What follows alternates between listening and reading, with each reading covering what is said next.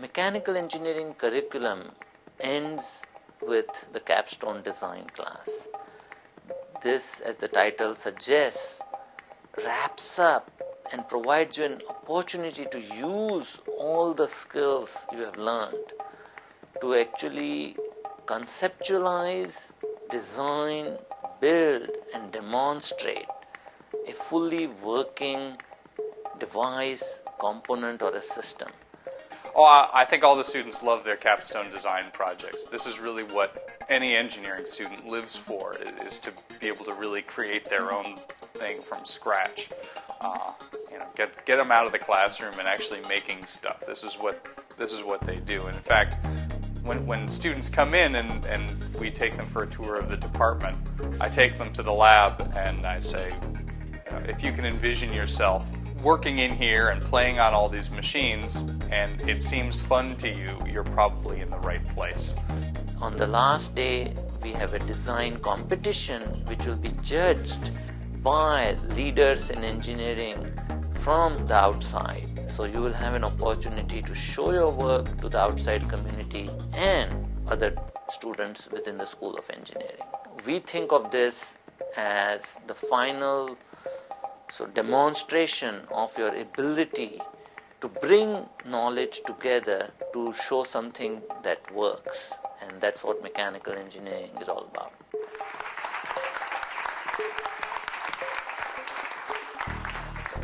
We're Team Zeus, and our project is Ares, an all-terrain remote-controlled system.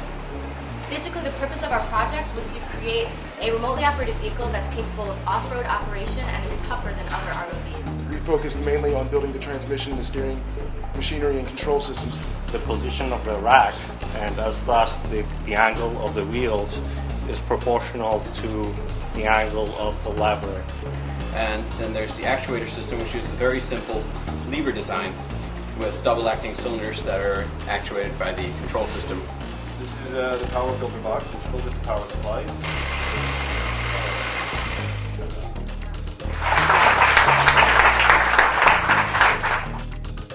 We're here to present our product, Model E3410 automated recording tracking camera.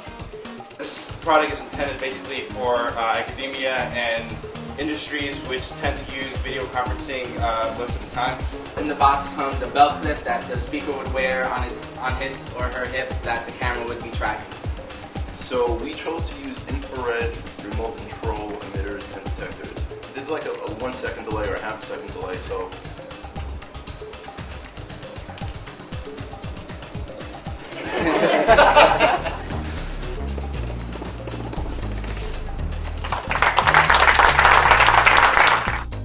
We are Team Autobots, and the goals of our project is to design a system that prevents rollover.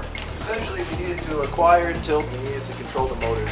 Both of those things independently were achieved. The main issue we had was executing these two things in tandem. We're going to show you reading in the tilt sensor onto our microchip and outputting a LED display.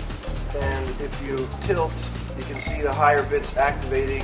So we're going to spin up the flywheel to speed, and then we're going to actuate the gimbal motor simultaneously.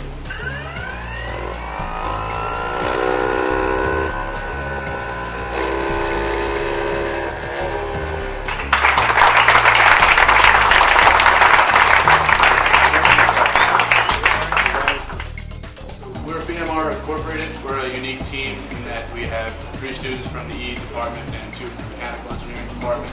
The basic summary behind our project is that we want to incorporate both electrical and manual shifting of a motorcycle engine.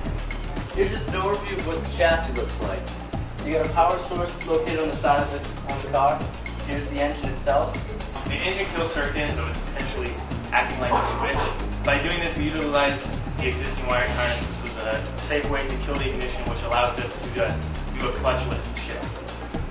What we want to do is give the user, or the driver rather, information from the engine. The display does have the RPMs, the oil pressure, and also the temperature.